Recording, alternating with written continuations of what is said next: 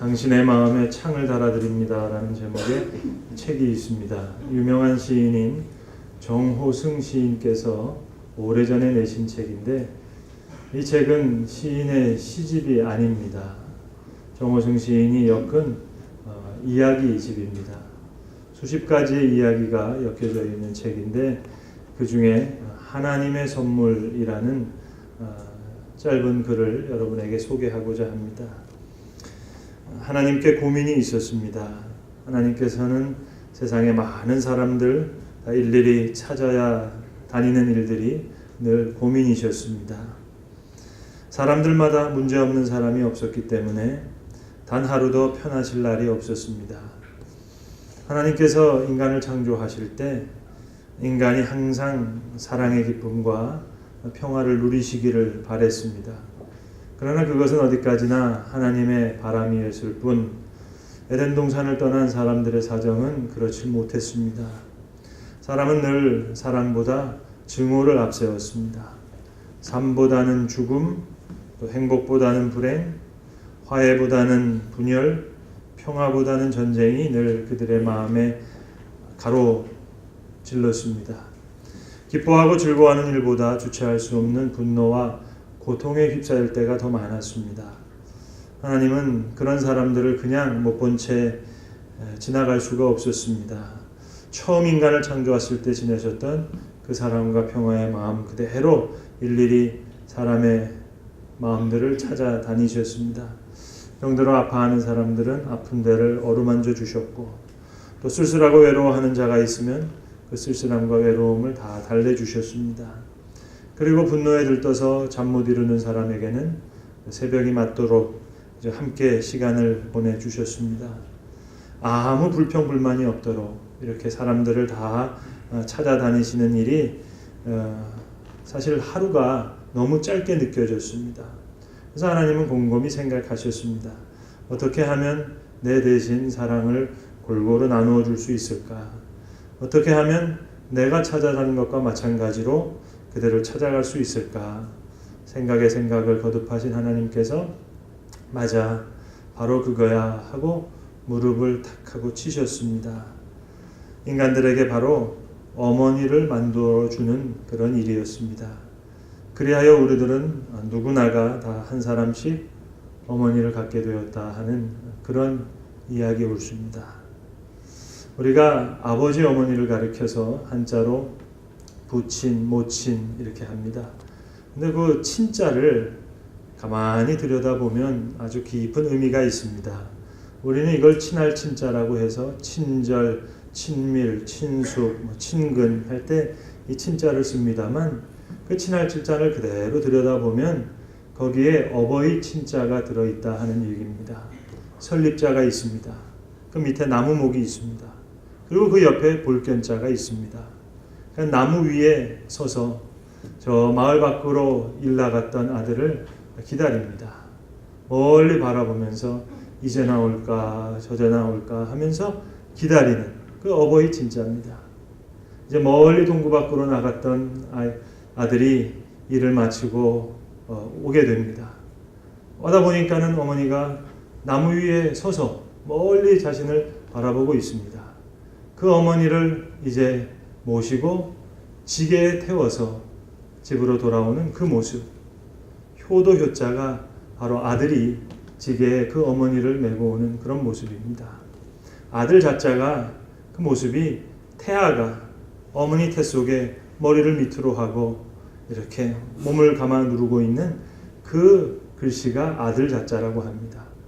이 아들이 나무 위에 높이 서서 멀리 간 아들을 바라보는 어머님을 지게에 태워서 높이 오시고 모시고 오는 것, 이것이 효요, 이것이 친이요, 이것이 자자입니다. 오늘 성경 말씀은 우리가 유년주일 학교 때부터 외우던 말씀입니다. 예수 믿는 하나님의 자녀가 빛의 자녀로서 어떻게 살아가야 될 것인가, 특별히 부모 자녀와의 관계를 말씀해 주고 있는 말씀입니다. 자녀들아, 주 안에서 너희 부모에게 순종하라. 이것이 옳으니라. 너희 아버지와 어머니를 공경하라. 이것이 약속 있는 첫 계명이다. 순종과 공경, 딱 두 마디로 요약해서 말씀하고 계십니다. 오늘 이 본문을 헬라어 원어 성경으로 읽어보시면 순종이라는 말은 헬라어로 휘포쿠에네라는 말입니다. 휘포라는 말은 밑에서라는 뜻이고 쿠오네라는 말은 듣는다 하는 말입니다. 순종이라는 말은 밑에서 듣는 겁니다.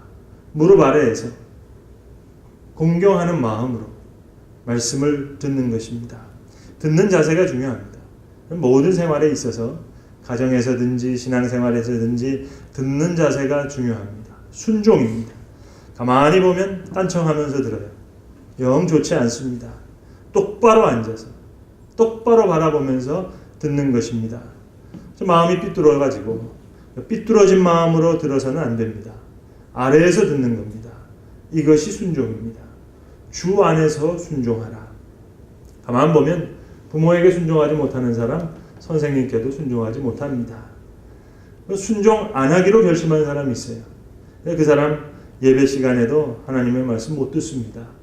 순종을 배워야 합니다.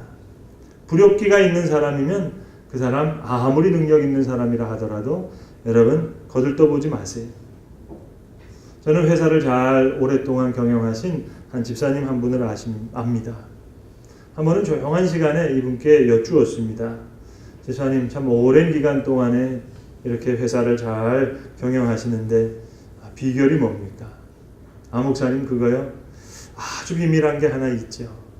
그러면서 하시는 말씀입니다. 중요한 인사와 관련된 결정을 하실 때 경험도 중요하고 학벌도 중요하고 능력도 중요하겠지만 그분 얘기가 그것은 안 본다는 거예요. 딱 두 가지를 본다는 겁니다. 이 사람이 부모에게 순종하는 사람인가? 그리고 부부관계가 좋은가? 그거 딱 보고 만약 연로한 어머니를 섬긴다 하면 뭐 그 사람 틀림없는 사람이라는 거예요. 자꾸 승진시키고 올려준다는 거예요. 그건 틀림없다는 겁니다. 그런데 부모 박대한 사람, 그런 사람은 천하에 없는 천재라도 소용없다고 안 쓴다는 겁니다. 그 말 되는 얘기입니다. 아주 지혜로운 분이라고 생각합니다. 부부 사이가 나쁘다? 그 사람 일 그르칠 사람입니다. 얼마나 중요한 얘기입니까? 부모에게 순종하는 것 인격의 근본입니다. 부모 박대하고 제대로 공경하지 못하는 사람 구실 못합니다. 죄송하지만 저도 비슷한 생각을 가지고 있습니다. 제가 예배 중에 교회에서 제일 좋아 보이는 분들이 누군 줄 아세요? 장의자의 한 줄 전체를 한 집안이 다 차지하고 앉아 계시는 그런 가정입니다. 물론 요즘은 다 가정들이 핵가족이어서 좀 어렵습니다만 그런 가정 얼마나 보기 좋은지 모릅니다. 정말로 은혜가 됩니다. 3대가 다 앉아서 아들이 연로한 어머니 찬송을 찾아드리고 또 성경을 찾아드리고 손자 손녀가 다 같이 한 자리에 앉아서 예배드립니다. 여러분 그런 분들 교회에서 장로님 세우면 틀림없습니다. 확실하죠. 오늘 본문 특별히 여러 가지 해석이 있습니다. 많은 해석자가 해석했습니다만 우리가 잘 아는 종교개혁자 루터는 좀 독특한 해석을 본문을 독특하게 해석합니다. 약속 있는 첫 계명, 좀 설명이 필요한 부분인데요. 우리가 잘 아는 십계명이 있지 않습니까? 이 십계명은 앞에 네 계명은 하나님과 관련되어 있는 것이고 5계명부터 나머지 6계명은 사람과 관련되어 있습니다. 그러니까 하나님과 관련된 계명은 마땅히 해야 될 그 계명입니다. 근데 5계명부터 나오는 부모를 공경하라, 그 다음부터 살인하지 말라, 간음하지 말라, 도적질하지 말라, 거짓 증거하지 말라 이렇게 나오는 나머지 6, 그 사람에 대한 계명이 바로 약속 있는 계명들입니다. 그래서 출애굽기에서도 하나님께서 십계명을 주실 때 이제 5계명에서 내 부모를 공경하라 하신 후에 그리하면 너희 하나님 여호와께서 너에게 준 땅에서 너희가 생명이 길리라. 이렇게 약속을 함께 주셨습니다. 그러니까 약속 있는 첫 계명. 그래서 특별히 종교개혁자 루터는 십계명을 이렇게 해석했습니다. 10가지 계명이 제일 큰 죄로부터 나머지 순서대로 이렇게 했다는 거예요. 그러니까 우리가 살인이 무서운 죄라고 알지만 부모 공경, 부모에게 불순종하는 것, 이거 살인보다 더 큰 죄라는 겁니다. 하나님께서 위치를 거기에 두셨다는 거예요. 그래서 5계명에 나오는 부모는 하나님과 사람 사이에 있는 중간적 관계의 의미를 갖는다. 이것이 루터의 아주 독특한 해석입니다. 우리가 잘 아는 소설가 신경숙 씨의 엄마를 부탁해라는 장편 소설을 아실 겁니다. 우리나라에서만 무려 200만 부가 팔렸으니까요.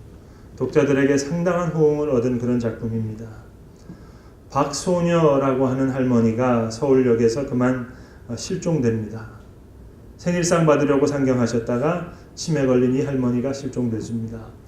작가는 마치 검사처럼 이 박소녀 실종 사건에 대해 가족들을 한 사람 한 사람 불러내서 마치 재판장에 세워놓고 질문하고 대답하게 하는 그런 형식의 플롯을 갖고 있는 그런 소설입니다. 큰아들, 또 큰딸, 남편, 시누이 한 사람 한 사람이 어머니에 대해서 이야기합니다. 지금 치매 때문에 그저 잃어버렸습니다만 이 소설의 주인공 박소녀는 이미 가족들에게 잊혀진 지가 오래입니다. 가족들로부터 일평생 하나의 역할만을 강요받았습니다. 자식들은 박소녀를 그저 늘 엄마로만 자신들 옆에 있기를 기대했고, 남편은 그저 아이들 엄마의 역할로만 감당해 주기를 바랬습니다. 저는 개인적으로 이 소설의 문장 중에서 엄마에게도 오빠가 있다 하는 그런 문장이 마음에 와 닿습니다. 큰딸이 엄마 생각하면서 하는 이야기인데요. 외삼촌이 아버지에게 꽤 많은 돈을 빌렸는데 사정이 여의치 못해서 갚지를 못했습니다. 그렇게 되자 어머니는 아버지와 고모 앞에 죄인 아닌 죄인이 되었습니다. 그러고는 외삼촌이 4, 5년간 소식을 끊었습니다.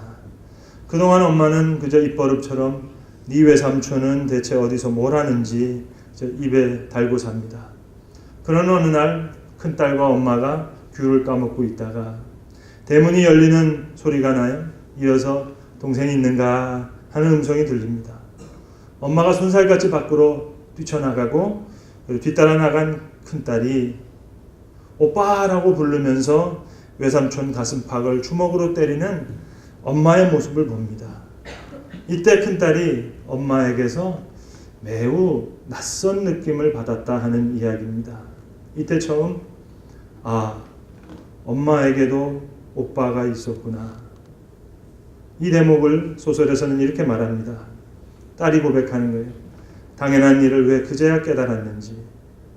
나에게 엄마는 처음부터 엄마였다. 나의 엄마에게도 첫걸음을 뗄 때가 있었다거나 3살 때가 있었다거나 12살 혹은 20살이 있었다는 것을 상상해 본 적이 없었다. 나는 처음부터 엄마를 엄마로만 여겼다.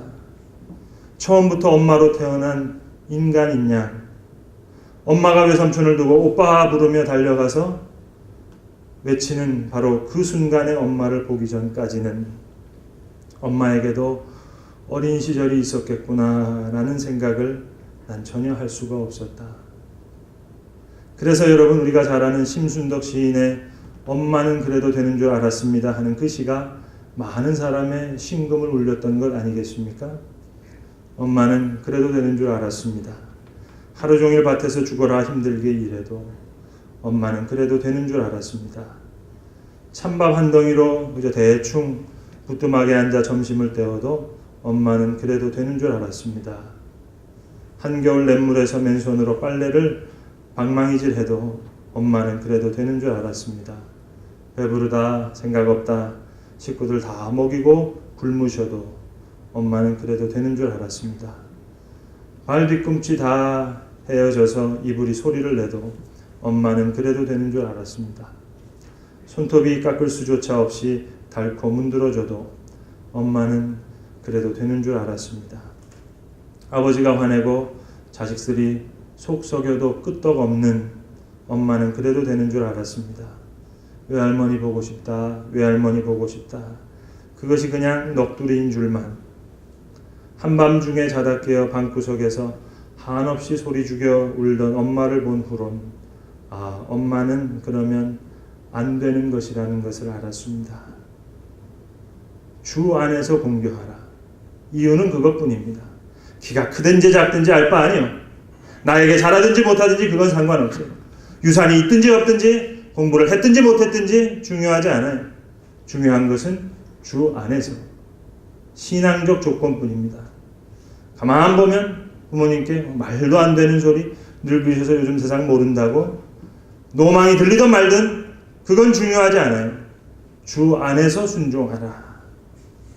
부모 순종하지 못하는 사람 대개 이유가 많지요. 이러니까 이렇고 저러니까 저렇고 말이 많아요. 이유 없어요. 주님께 향한 마음으로 신앙적인 이유로 주 안에서 공경하라. 주 안에서 아무 이유를 따지지 마세요. 신앙적 이유로 주 안에서 순종하고 공경하라. 높이 사랑하는 겁니다. honor, 공경, 존경하는 거예요. 친구가 아니에요. 한 단계 높여서 같은 차원이 아니에요. 한 단계 높여서 존경하는 거예요. 공경하는 거예요. 불쌍하대나? 천만의 말씀이에요. 뒷방 늙은이 지금 불쌍해서 돌봐드려야지 긍휼히 여기는 게 아닙니다. 불쌍한 사람 대하듯이 잘못된 생각입니다. 공경이 수평적인 사랑이 아니에요. 수직적인 사랑이, 높이는 사랑이. 공경하라. 이는 약속 있는 첫 계명이니 너희가 잘 되고 이 땅에서 장수하리라. 장수할 수밖에요. 복을 받을 수밖에요. 심리적으로 효도할 때도 마음이 편안한 거 아니겠습니까? 거역하면 일생 불안하죠. 불효하면서 어떻게 건강하게 제명에 살 수 있단 말입니까? 심리적으로도 이것은 불가능한 것입니다. 어버이날만 되면 꼭 신문지상에 매스컴에 나오는 설문 결과가 있습니다. 부모님께서 어버이날 어떤 선물을 원하실까? 언제부터인지 모르겠습니다만 어떤 선물보다 돈을 더 선호한다는 똑같은 결론이 몇 년째 나오고 있습니다.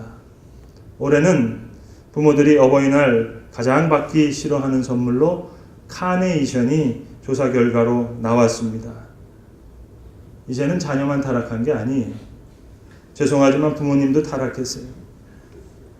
돈이 최고의 선물이다. 카네이션이 제일 받기 싫은 선물이다. 이런 박복한 대답이 세상 천지에 어디 있습니까? 나이 들더라도 돈은 좀 가지고 있어야 효도받는다. 받기보다 조금씩 주면서 살아야 자식도 나를 위한다. 그래, 그게 효도입니까? 이젠 자녀만 문제가 아니에요. 부모가 타락했어요. 실리주의요, 현실주의로 치닫고 있어요. 개인주의예요. 평등주의예요. 실리주의예요. 현실주의예요. 효가 놓일 곳이 없어요. 난 부모에게 봉양의 책임 다 했지만 이제 자녀에게 효를 기대하지 않는다? 연금 넣고 내 집에서 잘 살면서 오히려 베풀면서 쿨하게 살겠다? 난 효도 안 받겠다? 내 힘으로 살겠다? 무슨 자랑인 줄 알고 떠듭니까? 복도 지지리도 없는 박복한 이야기죠. 왜 효를 안 뵙겠다는 거예요? 내가 얼마나 못난 소리인 줄 이게 압니까? 효도 받기 싫어도 아들은 효자 만들어야지요. 효도 안 받아도 된다. 너만 행복하게 살아라. 이론이야 그럴듯하지만 여러분 못난 이야기입니다. 받기 싫어도 아들은 효자 만들어야죠. 그러나 솔직해집시다. 보지 못한 효도 어떻게 합니까? 배워보지 못한 효도 어떻게 할 수 있겠습니까? 어버이날 최고의 선물 돈이고 카네이션 가장 받기 싫은 선물이라고 대답하는 이런 부모에게 이제 남은 것은 하나밖에 없죠. 현실주의와 실리주의인데 이제 화려한 장례식 하나 남은 겁니다. 장례식은 거창하게 해야죠. 조문객들 많으니까. 내 체면 올려야 되니까. 장례식은 거창하게 치를 겁니다. 살아계신 부모는 무능하거든요. 늙고 병약했으니까 이익될 게 전혀 없어요. 그런데 늙어서 귀신 되면 능력 있는 자가 됩니다. 산 부모는 무능하지만 죽은 부모는 귀신으로 복을 줄 수 있다. 고로 돌아가신 다음에는 열심히 섬기는 거예요. 효도한답시고. 죽어서 귀신된 부모님 내게 복을 주세요. 얼마나 기가 막힌 노름입니까? 카네이션 제일 싫다? 돈이 최고다? 바로 그 부모가 낳은 아들, 딸의 효도 방식입니다. 내가 심고 내가 거두는 거예요. 자녀만 회개할 일이 아니에요. 부모가 회개해야 돼요. 극단적인 현실주의. 먼 미래를 생각하지 않아요. 여러분, 생활부채라는 게 도대체 뭔 말입니까? 못 살면 버스 타고 살아야죠. 왜 빚내서 자가용 몰고 다닙니까? 돈 없으면 지하방에서 살아야지 왜 대출받아서 큰 아파트에 살아요? 극단적인 현실주의죠.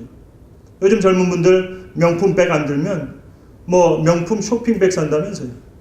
그 껍데리 사가지고 물건 집어넣고 다닌다는데 그거 욕하겠습니까?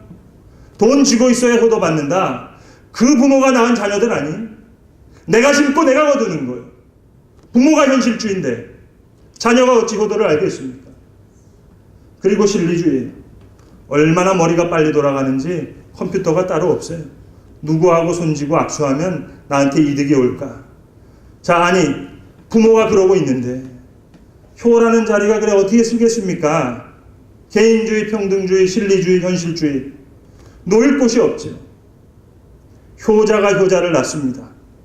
그럴듯한 이론으로 포장할 일이 아닙니다. 솔직하게 못난 모습 인정해야죠. 효는 이득을 생각하는 게 아니에요. 실리와 무관한 것이 효도입니다. 오늘 본문 마지막 절에서 분명히 말씀하시죠. 부모들아 오직 주의 교훈과 훈계로 양육하라. 그것이 먼저 있어야 됩니다. 그럴 때 잠언 23장에서 말씀합니다. 너를 낳은 아비에게 청종하고 내 늙은 어머니를 경히 여기지 말지니라. 내 아들아 너의 마음을 내게 주라. 마음을 달라는 거예요. 물질이 아니요. 너의 마음을 내게 주라. 마음을 달라는 거예요. 효는 드리는 사랑이 아니에요. 받은 사랑에 대한 감격일 뿐입니다. 아버지의 눈물을 생각합니다. 어머니의 기도를 생각합니다. 그리고 지혜로운 자가 되는 거예요. 오늘 말씀 앞에 자녀도 회개하고 부모도 회개해야 됩니다.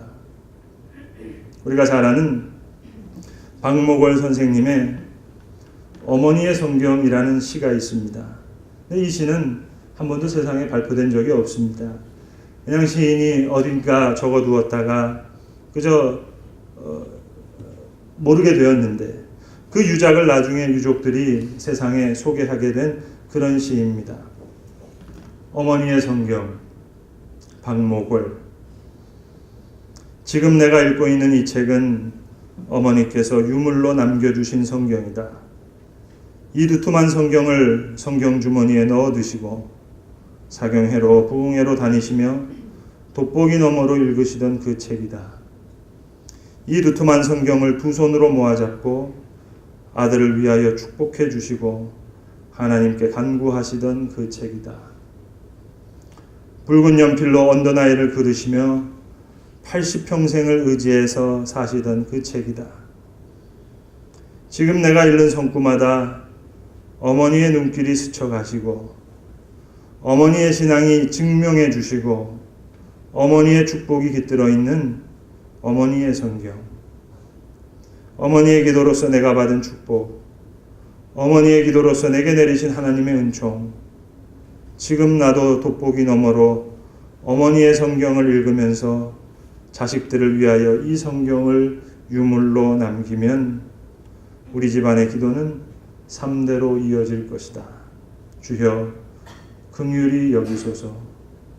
주여 구원하여 주옵소서. 주여 축복하여 주옵소서. 우리의 기도가 되어야 될 줄로 압니다. 기도하겠습니다. 자비로우신 주님, 우리에게 귀한 가정 주신 것 감사합니다. 주신 하나님의 말씀 앞에 자녀된 자나 부모된 자나 다 마음을 돌려 먼저 회개하게 하시고 이제는 우리에게 새로운 믿음의 결단이 있게 하여 주시옵소서. 먼저 부모된 자들 주신 말씀 따라 오직 주의 교훈과 훈계로 양육할 수 있는 부모님 되게 하시고 이제 자녀들은 주 안에서 아비에게 묻는 거룩한 공경이 있게 하셔서 그 가운데 귀한 지혜를 얻으며 주의 귀하신 은총을 길이길이 이어가는 믿음의 가정들 다 되게 하여 주시옵소서. 우리를 구원하신 우리 구주 예수 그리스도의 이름으로 기도드리옵나이다. 아멘.